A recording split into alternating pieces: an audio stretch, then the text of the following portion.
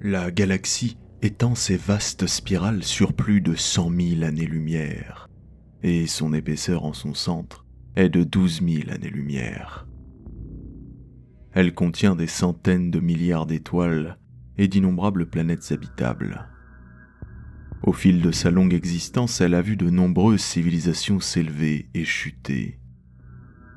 La plupart n'ont jamais pu atteindre d'autres étoiles et se sont éteintes sur la planète qui les avait vues naître, alors que d'autres ont pu s'étendre sur de vastes domaines avant de s'effondrer dans l'anarchie. La première phase de l'expansion humaine à travers la galaxie remonte à un passé dont plus personne ne se souvient, enfoui sous 20 000 ans de régression et de renaissance successives. À l'époque qui nous intéresse, l'impérium de l'humanité n'est que l'ultime héritier à s'être hissé sur un trône reposant sur les ruines des âges passés. L'impérium est immense, centré sur une concentration de mondes humains situés dans l'ouest galactique. Il règne de droit divin sur tout le genre humain en s'appuyant sur le contrôle du berceau de l'espèce, la Sainte Terra. 1 million de mondes se trouvent sous la domination du dieu cadavre que les impériaux nomment empereur. Il commande à des armées fortes de milliards d'hommes, ainsi qu'à des flottes d'innombrables vaisseaux. Pourtant, malgré tous les efforts de l'impérium, son million de mondes ne représente rien d'autre que de petites étincelles perdues au milieu de l'immensité obscure de la galaxie. Pour chaque planète qui ploie sous la botte autocrate des adeptes de Terra, un millier d'autres restent à découvrir. De véritables empires extraterrestres enflent et se développent dans les régions frontalières, et des domaines humains farouchement indépendants s'obstinent à refuser la loi de l'empereur. Hors d'atteinte des zélotes du credo impérial, il est également possible de trouver des signes de présence antérieure à l'existence même de l'impérium.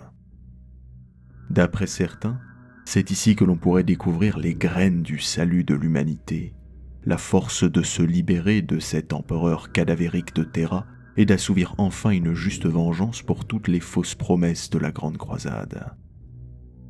Au-delà de la faible lumière projetée par les domaines de l'empereur, nombreux sont ceux qui se souviennent de rites d'adoration et de sacrifices, et ceux qui croient toujours en la puissance des dieux. La menace omniprésente du chaos et la souillure du warp érodant la réalité pour attirer les âmes des faibles et des imprudents vers leur perdition est l'une des plus grandes menaces de l'univers. Le warp est bel et bien présent partout, de façon littérale. Il est un royaume parallèle où se reflète l'univers matériel qui l'imprègne et lui répond, et il se répand parfois avec des conséquences catastrophiques aux endroits où le voile s'affine entre les deux dimensions. Mais le warp est aussi nécessaire à l'humanité. Au-delà de tout débat spirituel concernant sa nature ou sa raison d'être, l'impérium lui connaît des usages pratiques sans lesquels il lui serait impossible de survivre. Le premier, le plus important, étant le voyage interstellaire, et le deuxième, la communication. D'autres arts et techniques moins bien connus, mais tout aussi essentiels, emploient le warp à l'avantage de l'humanité. Le mystère est cependant maintenu autour de la plupart d'entre eux.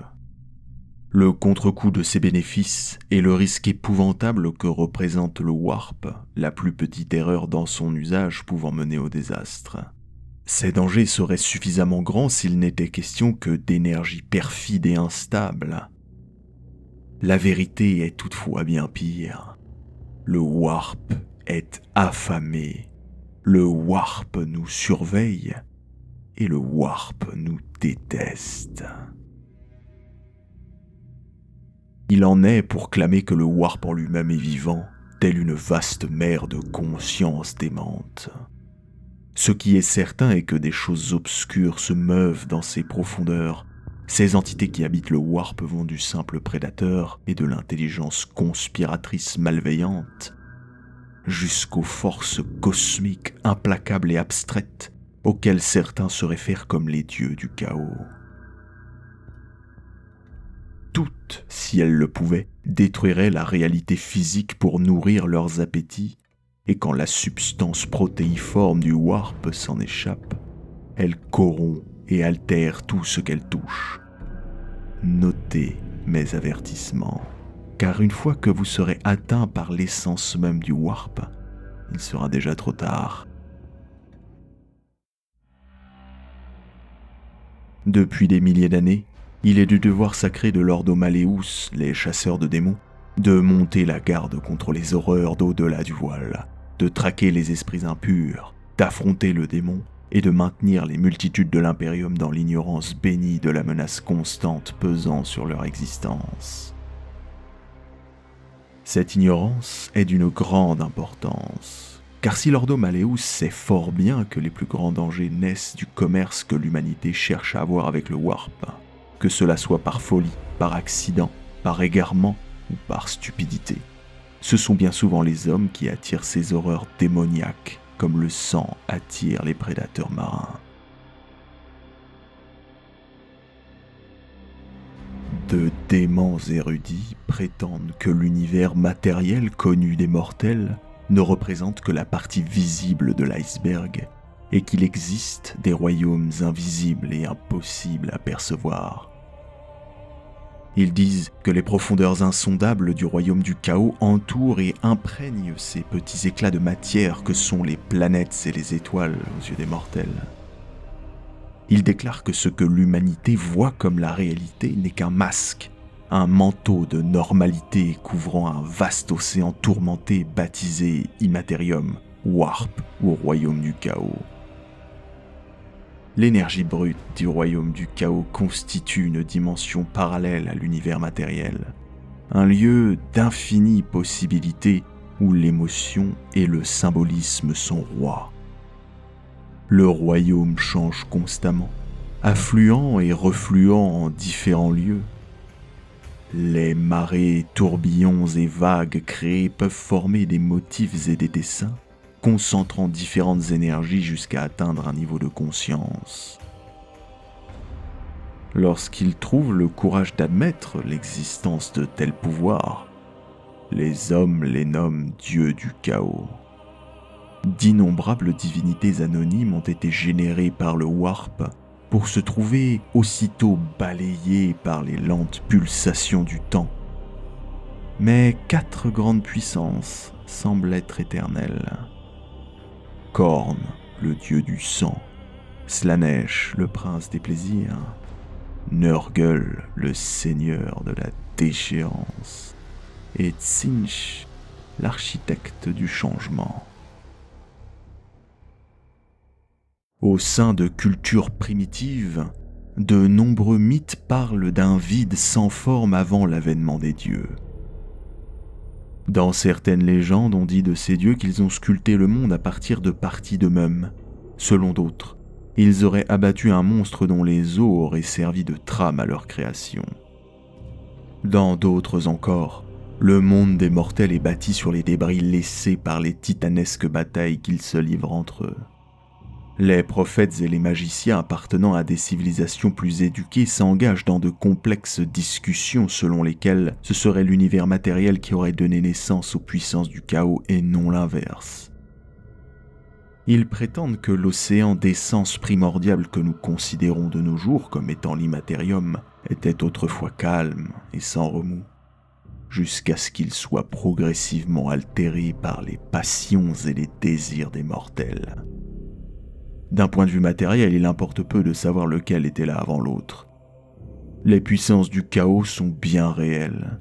Ce sont des forces tangibles à la fois dans le warp et l'univers matériel. Elles absorbent les énergies de quantités incalculables d'âmes tourmentées, se renforcent des espoirs et des peurs des mortels jusqu'à devenir d'authentiques entités divines. Si les mortels ont donné autrefois naissance à ces entités qui sont ensuite devenues les puissances de la ruine, il ne leur reste plus aucune trace de mortalité. Les dieux du chaos représentent des absolus, ne connaissent ni l'indécision ni la pitié. Il existe en dehors du royaume du chaos des êtres qui ont fait allégeance aux puissances de la ruine. Ceux qui se proclament eux-mêmes adorateurs des dieux noirs doivent tracer leur propre voie et apprennent bientôt à craindre les bénédictions que leur offre leur divinité. Nombreux sont les démons à prétendre avoir aperçu le visage du chaos et être porteurs de messages des dieux. La corruption physique, les mutations et les stigmates apparaissent tels des fruits impies aux yeux de tout être sensé. Nombreux aussi sont ceux dont la soif de pouvoir leur a fait oublier ces risques, à moins qu'ils n'aient cru pouvoir échapper aux conséquences résultant de leur proximité avec des puissances qui échappent à leur entendement. Les dieux se moquent bien de leurs adorateurs et de leurs machinations. Ils leur distribuent les pouvoirs ou les leur retirent tout aussi rapidement. Les mortels ne sont que des jouets pour eux. Ils s'en servent et les jettent ensuite selon leur bon vouloir. Au mieux les auront-ils distraits quelques instants. Peut-être savent-ils que dès que le processus de corruption d'une âme a débuté, l'issue est inévitable et que l'empreinte du chaos finira par la leur livrer, qu'elle se déclare elle-même dévote ou pas. Il est sans doute plus probable que les puissances de la ruine n'aient tout simplement pas conscience de ces innombrables mortels. Leur vision de l'existence et leur motivation s'avérant trop vastes et trop étrangères, un point de vue trop élevé, trop étranger. Les dieux du chaos sont des entités tellement éloignées et terrifiantes que la plupart des mortels ne peuvent qu'espérer échapper à leur attention.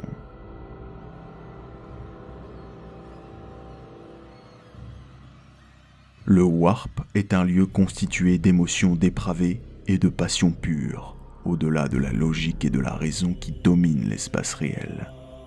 Les êtres engendrés en son sein sont des créatures difformes échappant à toutes les lois de la physique, dépourvues de compassion comme de pitié et dont l'unique but est d'assouvir les appétits capricieux de leurs maîtres ténébreux.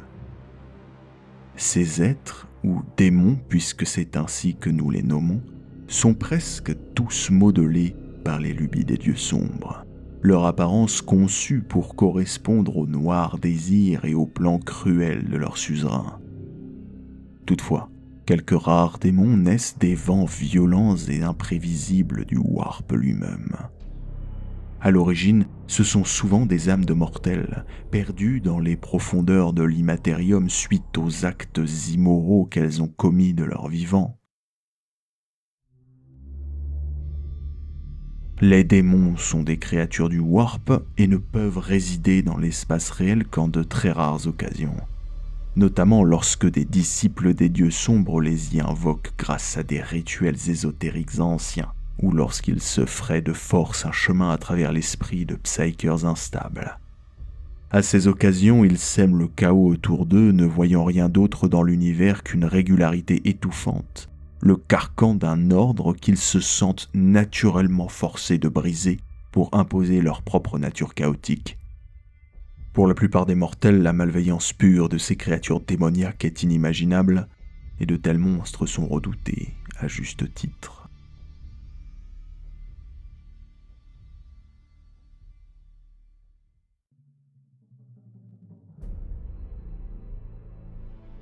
La vie est particulièrement périlleuse dans l'Imperium pour quiconque refuserait de se plier aux lois de l'empereur.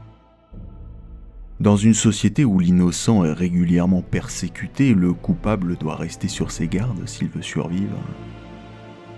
Pour la plupart des citoyens, le régime impérial n'est rien d'autre qu'une source d'oppression et de peur, et ceux qui protestent contre les abus d'autorité ne sont pas tous de zélés serviteurs du chaos. L'ecclésiarchie condamne des systèmes entiers en les désignant comme hérétiques et adorateurs de démons au plus petit manquement au credo impérial. Psykers et mutants sont exposés à un sort terrible entre ses mains. Au mieux, ils parviendront à survivre, mais dans d'atroces conditions.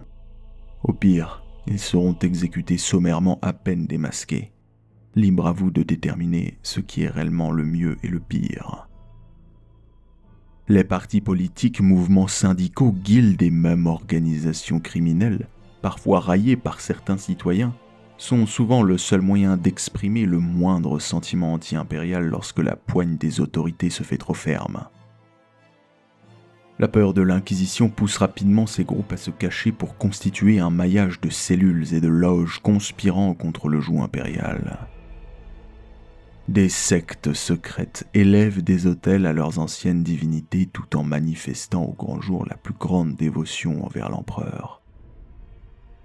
D'humbles ouvriers travaillent dans les usines tout en planifiant la révolution et le renversement de leurs dirigeants honnis.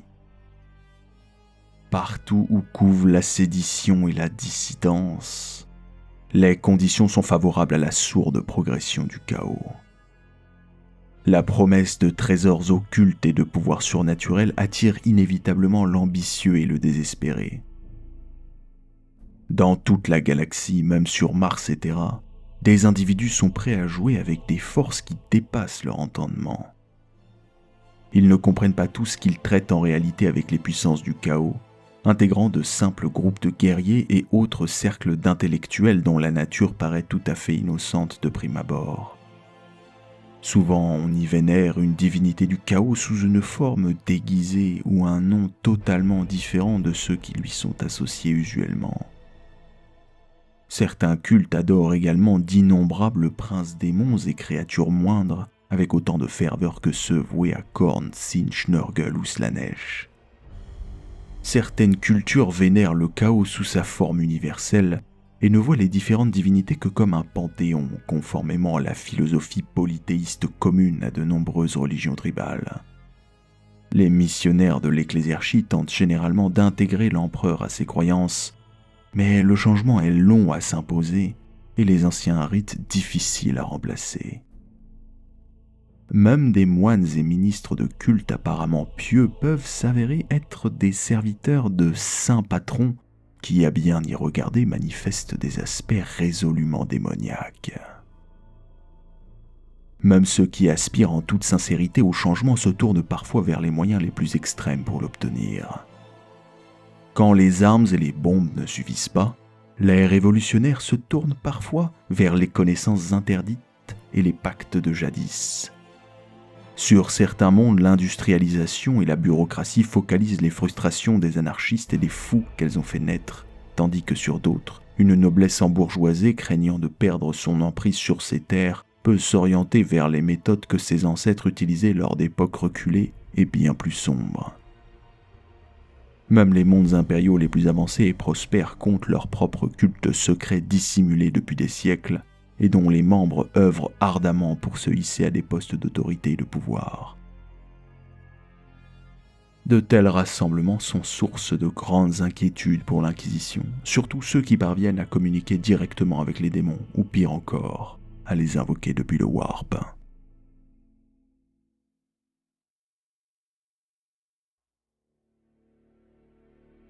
Un culte bien installé est capable de plonger un monde entier dans le chaos, au sens propre.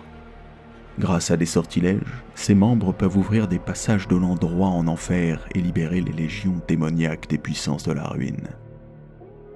Dès lors que les pouvoirs mutagènes du chaos imprègnent la planète, elle se retrouve à cheval entre le monde physique et le Warp, et se transforme en monde démoniaque où les caprices des puissances du chaos l'emportent sur les lois de la nature et de la raison. Les démons y errent en toute liberté et sont alimentés en permanence par les tourbillonnants vents de magie, et les mortels deviennent leurs jouets, soit en tant que champions, soit comme esclaves. Les mondes démons sont des sanctuaires pour les adorateurs du chaos qui ont les moyens et l'audace de s'y réfugier. L'Inquisition ne ménage pas ses efforts pour éliminer les suppôts des puissances de la ruine, mais ce genre de planète n'est plus à sa portée.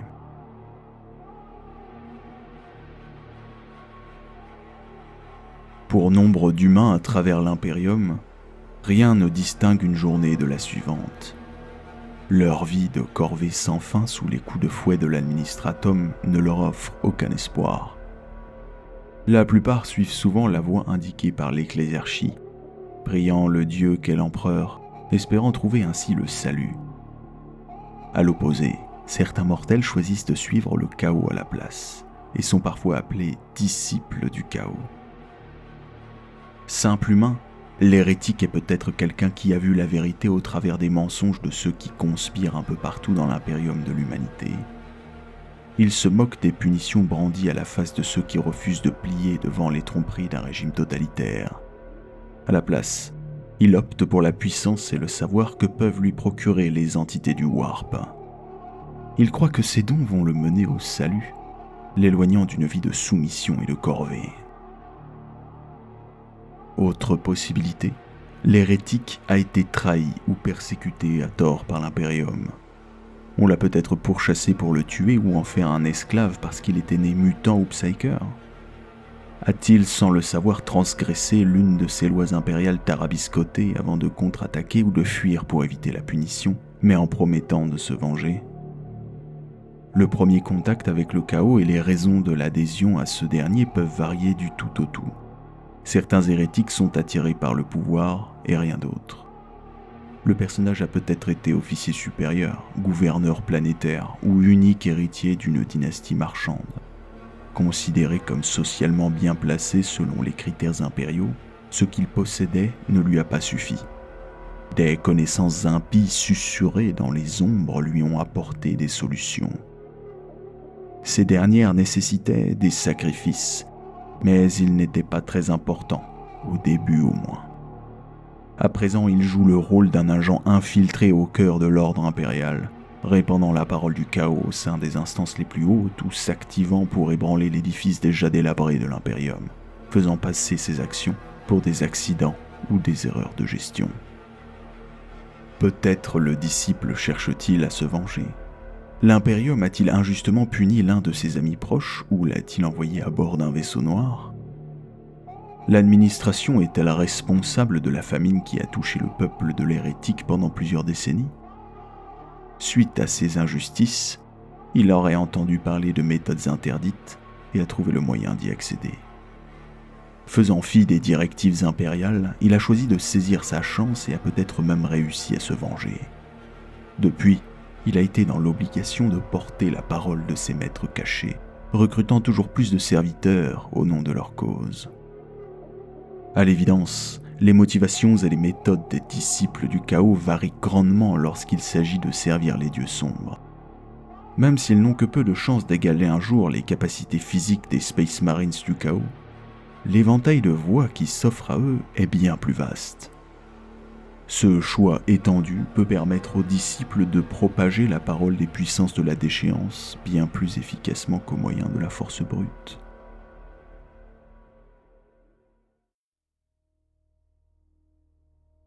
Dans l'Imperium, le pouvoir n'est détenu que par une minorité et la plupart des citoyens vivent une existence pathétique de dur labeur et de souffrance. Mais quel que soit le désespoir d'un homme, le nombre de cicatrices laissées par le fouet sur son dos, il conserve toujours une étincelle d'espoir, le désir de jours meilleurs. Il est impossible d'accéder au pouvoir par des moyens ordinaires, mais il existe d'autres méthodes. Les démons du chaos sont bien conscients de cet état de fait et l'exploitent sans vergogne pour assurer le contrôle de leur maître sur l'univers. Tentant les mortels en leur promettant le pouvoir en échange de leur vénération, ils peuvent recruter des millions, voire des milliards de serviteurs fanatiques, des hordes innombrables sur des myriades de mondes. Dans les vastes gouffres de l'espace et du temps, ces esclaves se tiennent prêts à obéir aux moindres ordres de leur dieu. Même dans la mort, l'âme des êtres qui se sont voués à un dieu du chaos est absorbée par celui-ci. Mais les plus grands exploits des plus éminents champions du chaos n'attirent l'attention de leur dieu que pour un bref instant, tout juste assez pour que ce dernier leur accorde une récompense sous la forme d'une mutation ou d'une arme de pouvoir qui leur permettra de poursuivre leur mission.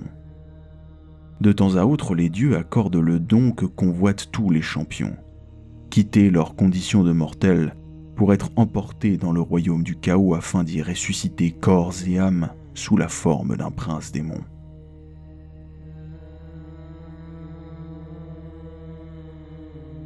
Seuls quelques érudits humains sont conscients de l'ampleur de la menace représentée par le chaos, et ont appris du sort d'autres peuples le destin qui attend les races qui succombent à ses attraits. Des mondes brisés et des civilisations éteintes ponctuent la galaxie, testament d'espèces entières qui se sont damnées et détruites au service du chaos. De celle-ci, la plus éminente était la race des Aeldari qui jadis régnait sur la galaxie mais est désormais réduite à une poignée de survivants ballottés dans les profondeurs du vide. Les milliards d'humains répartis dans toute la galaxie représentent une source inépuisable d'énergie psychique de laquelle peuvent se nourrir les dieux du chaos.